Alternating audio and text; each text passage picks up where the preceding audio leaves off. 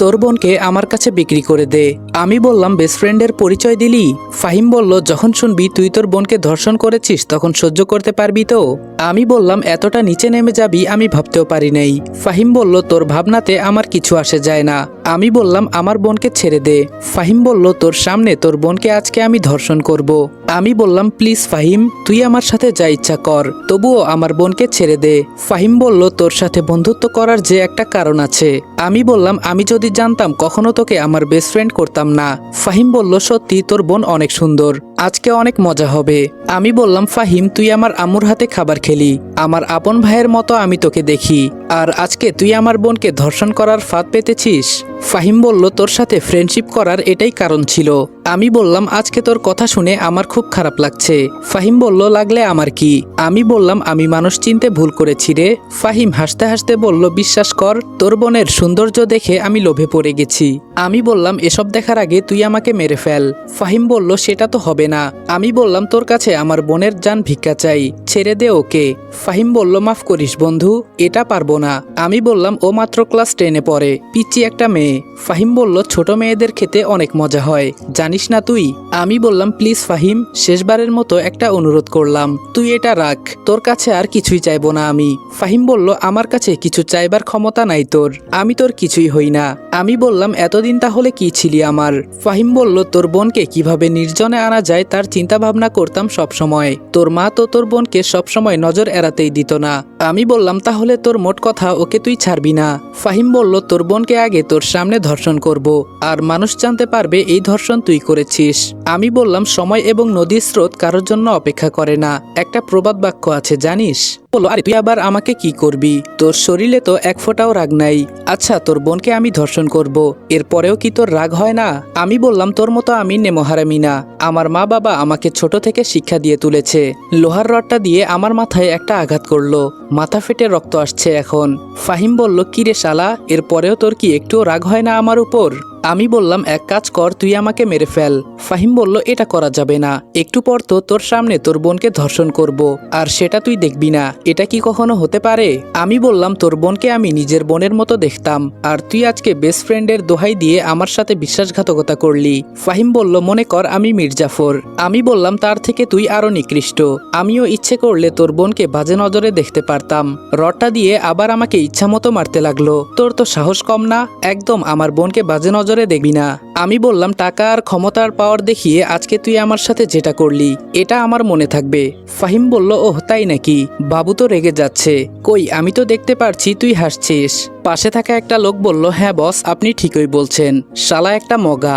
এটা শুনে সবাই হাসাহাসি করতে লাগলো। ফাহিম বলল এই তোরা ওর বোনকে নিয়ে আয়, আজকে আমি অনেক খুশি। আমি বললাম তুই আমার বোনের সাথে এমন করতে পারিস না ফাহিম, আমি তোর পা ধরে বলছি। ফাহিম বলল আমার ভেতরে কোনো মায়া দয়া নাই, তাছাড়া এতদিনের সাধনা আমার। এই তোরা ওর হাত পা ভালো করে বেঁধে ফেল, যাতে নড়াচড়া করতে না পারে। আমার চোখ থেকে টপ টপ করে পানি পড়ছে। আমি বললাম তোকে নিজের ভাইয়ের থেকে আমি কম ভালোবাসি নাই, আর আজকে তুই আমার বোনের সাথে বাজে বিহেভ করছিস। ফাহিম বলল দেখ রনি, তোকে আমি বুঝিয়ে বলি। আমি বললাম আর কি বোঝাতে চাস তুই আমাকে? ফাহিম বলল প্রত্যেকটা বিষয়ের পেছনে একটা কারণ থাকে। আমি বললাম তোর মতো মানুষরূপী কুত্তা যেন কারো ঘরে না জন্মায়।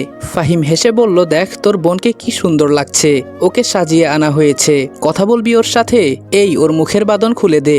মাহি বলল ভাইয়া তুই কাকে ঘরে এনে জায়গা দিলি? তোর মতো ওকেও আমি নিজের ভাই মনে করতাম, আর আজকে ও এটার সুযোগ নিল। ফাহিম বলল এসব ইমোশনাল কথা আমার সামনে বলবি না। আমি বললাম মাফ করে দিস বোন আমাকে, আমি তোকে বাঁচাতে পারি নাই। মাহি বলল দেখ ফাহিম তুই আমার নিজের ভাইয়ের মতো, আমার দিকে তাকিয়ে দেখ আমি না তোর বোনের মতো? তোরও তো একটা বোন আছে, প্লিজ আমাকে ছেড়ে দে, আমার একটা ভবিষ্যৎ আছে। আজকে তুই আমার ইজ্জতের উপর হাত দিলে আমি কি নিয়ে বাঁচবো? ফাহিম বলল এত সাধনার পর আমি তোকে পেয়েছি, তুই নিজে রেডি হবি নাকি আমাকে সব টেনে খুলতে হবে? আমি বললাম ফাহিম তুই যা বলবি আমি তাই করব, প্লিজ তবুও আমার বোনকে ছেড়ে দে। ফাহিম বলল একটা কুকুরের সামনে একটা মাংসের হাড্ডি রাখা হলো, সে যেভাবেই হোক যে কোনো কিছুর বিনিময়ে হলেও এটা নিয়ে ছাড়বে, বুঝতে পারলি তো? আমি বললাম তুই যে মানুষরূপী কুকুর তার প্রমাণ দিলি তুই। এটা বলতেই ফাহিমের লোক এসে আমাকে মারতে লাগলো। মাহি বলল প্লিজ আমার ভাইকে মারিস না, যা করার আমার সাথে কর। ফাহিম বলল এই তো লাইনে এসেছিস, এই তোরা সবাই বের হয়ে যা। ফাহিমের কথা শুনে সবাই চলে গেল। ফাহিম বলল রনি তোর কি এখনো আমার উপরে রাগ হয় না? আমি বললাম আমি এত কিছু জানি না, তুই আমার বোনকে মাফ করে দে। আমি পতিতা পল্লীতে গিয়ে তুই যাকেই পছন্দ করবি আমি তাকেই এনে দিব। ফাহিম বলল, হবে না রে। ফাহিম মাহির কাপড় টেনে খুলে ফেলেছে। আমি চোখ বন্ধ করে আছি। মাহি বলল, ভাইয়া শেষবারের মতো একটা কথা বলি, তুই খুব ভালো, কারো উপরে তুই কোনোদিন রাগ করিস না। আজকে তোর বোনকে ধর্ষণ করছে আর তুই এভাবে তাকিয়ে তাকিয়ে দেখছিস। আমি থুতু দেই এমন ভাইয়ের মুখে যে নিজের বোনকে বাঁচাতে পারে না। আমার চোখ দিয়ে পানি পড়ছে। কিছুই করার নেই আমার। কি করব আমি? আমার হাত পা বেঁধে রেখেছে। আসলে এটাই সত্যি, আমি কোনোদিন কারো উপর রাগ করতে পারি না। ফাহিম আমার সামনে আমার বোনকে ইচ্ছে মতো ছিঁড়ে খাচ্ছে আর আমি চোখ বুজে আছি। আসলে আমি একটা কাপুরুষ। নিজের বোনের ইজ্জত নিয়ে আমার বেস্ট ফ্রেন্ড খেলা করছে আর আমি ছি। এখন কান্না করা ছাড়া আমার কোনো উপায় নেই। অনেকক্ষণ পর ফাহিম বলল, চোখ খুলে নে, আমার কাজ শেষ। মাহি কাপড় পরতে পরতে বলল, আমার 2টা ভাই ছিল, আজকে থেকে সবাইকে এখানে কবর দিয়ে গেলাম। আমি মরলে আমাকে মাটি দেওয়ার জন্য তোরা কেউ যাবি না। এখনো কি তোর কাজ শেষ হয় নাই? এখন কি আমাকে ছাড়বি? আর এই অসহায় ছেলেটাকে ছেড়ে দে। ফাহিম বলল, এই ওর হাত পা খুলে দে। আচ্ছা, এখন তো তোর হাত পা খুলে দেওয়া হলো। তোর বোনকে তোর চোখের সামনে ধর্ষণ করলাম, তুই আমাকে মারবি না? আমি কোনো কথা বলতে পারছি না, আমার চোখ দিয়ে পানি পড়ছে। ফাহিম বলল, আসলে তুই একটা কাপুরুষ। মাহি বলল, আমি বেঁচে থাকতে তুই শান্তিতে বাঁচতে পারবি না, এটা মনে রাখিস। আমার ভাই তো আমাকে আর বাঁচাতে পারলো না। ফাহিম বলল, সকাল হতেই শুনবি তোর ভাই তোকে ধর্ষণ করেছে। মাহি কান্না করতে করতে বলল, এটাই দেখার বাকি ছিল? দেখ তুই আমার শরীরের কি অবস্থা করেছিস। এটা বলেই মাহি দৌড়ে চলে গেল। আমি বললাম, ফাহিম তোকে শেষবারের মতো একবার জড়িয়ে ধরতে পারি? ফাহিম বলল, তোর বোনের ছোঁয়া আছে আমার শরীরে, এজন্য ধরতে চাস বুঝি? সবাই হাসতে লাগলো। আমি বললাম, জানিস আমি সবসময় একটা কথা বলি, সময় সবারই একদিন আসবে। ফাহিম বলল, তুই মরলেও তোরটা আসবে না রে। আমি বললাম, আসি, ভালো থাকিস। ফাহিম বলল, তোকে বলতে হবে না। আমি বললাম, টাকার পাওয়ার মানুষের সবসময় থাকে না। ফাহিম বলল, সবসময় থাকবে আমার। আর বেশি কথা বলবি না, এখান থেকে চলে যা। আমি কোনো কথা না বলে বাসার দিকে হাঁটতে লাগলাম। বাসায় যাওয়ার পর দেখি বাসার পরিবেশ একদম নীরব, কোনো কথা নেই। দরজা ঠেলে ভেতরে গিয়ে দেখি আম্মু সোফায় বসে আছে, তবে আম্মুকে খুব স্বাভাবিক লাগছে। আম্মু বলল, কি বাবা, কোথায় থেকে আসলি? তার মানে কি আম্মু এখনো কিছুই জানে না? আমি বললাম, না মানে আম্মু। আম্মু বলল, আচ্ছা তোর চোখগুলো লাল হয়ে আছে কেন? আমি বললাম, মনে হয় চোখে কিছু পড়েছে। আম্মু বলল, দেখে তো এমন লাগছে না, অনেক কান্না করেছিস দেখে মনে হচ্ছে। আমি কোনো কথা বললাম না, চুপ করে দাঁড়িয়ে আছি। আম্মু বলল, থাক বাদ দে, আয় আমার সাথে আয়। আমার আম্মু এই থানার ওসি, সব সন্ত্রাসী ওনার ভয়ে কাঁপতে থাকে। গল্পের সাথে থাকেন, জানতে পারবেন। আম্মু আমাকে সরাসরি ওয়াশরুমে নিয়ে গেল। ওখানে আমাকে নিজ হাতে গোসল করিয়ে দিল। তারপর টেবিলে বসিয়ে বলল, নে তোর পছন্দের সব খাবার রান্না করা হয়েছে, কি খাবি বল। হঠাৎ বাবা কোথায় থেকে এসে বলল, এমন কুলাঙ্গার সন্তান জন্ম দিয়েছ, লজ্জা করে না? আম্মু বলল, এই চুপ করো, একদম কথা বলবে না। আম্মুর ধমক শুনে বাবা ভয় পেয়ে গেল। আমি আম্মুকে এমনি অনেক ভয় পাই, কিন্তু তিনি আজকে আমার সাথে কি করতে চাইছেন বুঝলাম না। আম্মু আমাকে নিজ হাতে খাইয়ে দিলেন। খাবার শেষ করে আম্মু বলল, যা সোফার কাছে গিয়ে দাঁড়া। আম্মুর কথা মতো আমিও গিয়ে দাঁড়িয়ে পড়লাম। শার্টটা খুলে ফেল। আমি বললাম, আম্মু। আম্মু বলল, কোনো কথা বলবি না, যা করতে বলেছি তাই করবি। ভয়ে ভয়ে আমিও শার্টটা গা থেকে খুলে ফেললাম। আম্মু বলল, প্যান্ট থেকে বেল্টটা খুলে ফেল। আম্মুর কথা শুনে খুলে দিলাম। বেল্ট হাতে নিয়ে আম্মু বলল, একটা কথা যদি বলিস তাহলে আমাকে আর আম্মু ডাকবি না, যেভাবে দাঁড়িয়ে আছিস সেভাবেই চুপ করে দাঁড়িয়ে থাকবি। আমি বললাম, জি আম্মু। বেল্ট হাতে পেঁচিয়ে আম্মু আমাকে ইচ্ছে মতো মারতে লাগলো। আমি চুপ করে দাঁড়িয়ে আছি। আম্মু বলল, আমার কি অপরাধ ছিল? নিজের ভাইয়ের সাথে কি তার বোন সুরক্ষিত থাকতে পারে না? আর কতদিন আমি তোর বোনকে প্রোটেক্ট করব? ভাই হয়ে তুই কিছুই করতে পারিস না কেন? বাবা বলল, এই কি করছো? ছেলেটা মারা যাবে তো। আম্মু বলল, যেখানে দাঁড়িয়ে আছো চুপ করে দাঁড়িয়ে থাকো, দরকার পড়লে ওকে হাসপাতালে নিয়ে যাব। আমার চোখ দিয়ে পানি পড়ছে। আম্মু আমাকে এভাবে কোনোদিন মারে নাই, তিনি আমার গায়ে হাতটা পর্যন্ত দেয় নাই। অনেক ভালোবাসেন তিনি আমাকে। বাহির থেকে একটা কনস্টেবল বলল, ম্যাম, শালাকে ধরে নিয়ে এসেছি। আম্মু বলল, গুড, ওকে ভেতরে রেখে বাহিরে দাঁড়িয়ে থাকো। ফাহিম ভেতরে এসে দেখে যে আমাকে আম্মু মারছে। ও আমার দিকে চোখ বড় বড় করে তাকিয়ে আছে। আম্মু বলল, তোর শরীরের রক্ত দেখে আমার কি মনে হয় জানিস? আমি কোনো হিজড়া জন্ম দিয়েছি। তোর থেকে তৃতীয় লিঙ্গের কেউ যদি আমার পেট থেকে জন্ম নিত, তাও হয়তো ওর শরীরে আজকে একটু হলেও রাগ দেখা যেত। আর তোর নাম যেন কি? ও হ্যাঁ, ফাহিম। ফাহিম বলল, আমাকে এখানে ধরে নিয়ে আসার কারণটা জানতে পারি? আম্মু বলল, আমাকে তোর ভয় হয় না? ফাহিম বলল, আমি কাউকে ভয় পাই না। আম্মু বলল, ওহ তাই নাকি? আমাকে যদি ভয় না পাস তাহলে আমার ছেলে সেজে অভিনয় করলি কেন? এই হাত দিয়ে তোকে খাবার খাইয়ে দিয়েছি, মনে আছে তোর? ফাহিম চুপ করে দাঁড়িয়ে আছে। আম্মু বলল, তোকে আমি নিজের ছেলের মতো দেখতাম, আর তুই আমার ঘরে আগুন দিলি। ফাহিম বলল, আমার শেষ একটা ইচ্ছা ছিল, যে করেই হোক আপনার মেয়েকে আমি বিছানায় নিয়ে যাব। সেটা পেয়ে গেছি। এখন যদি আমাকে মেরে ফেলেন তবে আমার বাবা আপনাকে ছাড়বে না, এটা মনে রাখিয়েন। আম্মু বলল, এতদিন ধরে আমি এক থানায় ওসি আছি, এখানকার সবাই আমার ভয়ে কাঁপতে থাকে। খুব সাহস নিয়ে তুই কথা বলিস দেখছি। ফাহিম বলল, সবাই ভয় পেলেও আমি ভয় পাই না আপনাকে, আমার বাবাও ভয় পায় না।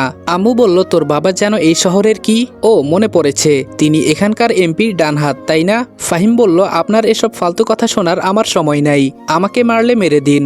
আম্মু বলল, এভাবে তোকে মেরে কোনো মজা পাওয়া যাবে না, এক কাজ করা যাক। বাবাকে উদ্দেশ্য করে বলল, ঘর থেকে লম্বা রডটা নিয়ে এসো। বাবা বলল, কি করতে চাও তুমি? আম্মু বলল, এত কথা শোনার আমার সময় নাই, যেটা বলেছি সেটা করো। বাবা আম্মুর কথা মতো ঘর থেকে রডটা এনে আম্মুর হাতে দিল। আম্মু বলল, মাহি, এই মাহি। মাহি রুম থেকে বাহিরে আসলো। আম্মু বলল, তুই কি ওকে বিয়ে করতে চাস? যদি বলিস আমি সব তৈরি করব। মাহি বলল, না আম্মু, আমি ওর মতো রাস্তার কুকুরকে বিয়ে করব না। আম্মু বলল, ওর নাকি মরার খুব শখ, কি করি বলতো? মাহি বলল, ওকে আমাদের ঘরে ছেড়ে দাও, কুকুরের মতো ওকে আমাদের বাসার সবাই ব্যবহার করবে। ফাহিম বলল, আমি যদি এখান থেকে বের হতে পারি তোদের কাউকে ছাড়বো না। সাথে সাথে মাহি লাথি দিয়ে ফাহিমকে ফেলে দিল। মাহি বলল, গলা থেকে মাথা আলাদা করে ফেলবো। কাপুরুষ কোথাকার, তোর তো লজ্জা থাকা উচিত। শোন, জোর করে সবকিছু করা যায়, কিন্তু তাই বলে সে পুরুষ হয়ে যায় না, কাপুরুষই থেকে যায় সারা জীবন। ফাহিম বলল, তোর ভাই তো তোকে বাঁচাতে পারলো না।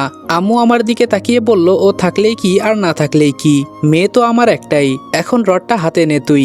ফাহিম বলল, কি? আম্মু বলল, যা বলছি তাই কর, কথা শুনলে তোর মঙ্গল হবে, না হলে তোকে কি যে করব আমি এটা বলতে পারি না। ফাহিম রডটা হাতে নিল। আম্মু বলল, সামনে দাঁড়িয়ে থাকা ছেলেটাকে মার। ফাহিম আমার দিকে একবার তাকিয়ে রডটা দিয়ে আমাকে ইচ্ছে মতো মারতে লাগলো।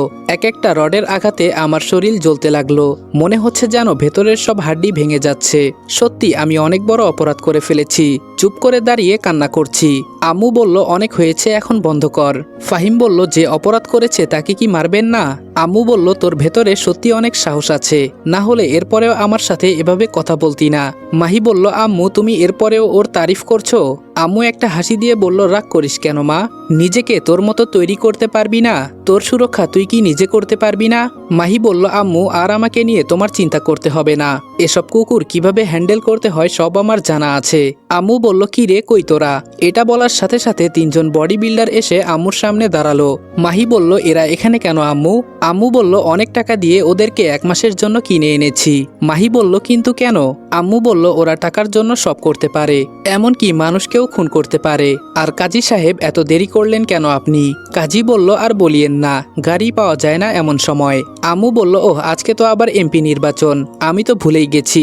যাক, সেসব কথা বাদ দেই। এই তিনজন বডি বিল্ডার আর এই ছেলেটার বিয়ে পড়িয়ে দেন। এবার মনে হয় ফাহিম কিছু বুঝতে পারলো। ও এত বড় একটা শখ খাবে হয়তো ভাবতেও পারে নাই। সাথে সাথে ফাহিম বলল, আসসালামু আলাইকুম এভরিওয়ান। বোনের মৃত্যু গল্পের প্রথম পর্ব এখানেই শেষ করলাম। আর প্রথম পার্টে এমন কাহিনী দেখে বাজে কমেন্ট করার কিছু নাই। গল্পের সাথে থাকলে আস্তে আস্তে সবকিছুই জানতে পারবেন। আর আশা করি গল্পটা আপনাদের সবার অনেকটাই ভালো লাগবে। তো দেখা হচ্ছে নেক্সট ভিডিওতে। ততক্ষণ ভালো থাকবা, সুস্থ থাকবা। আল্লাহ হাফেজ।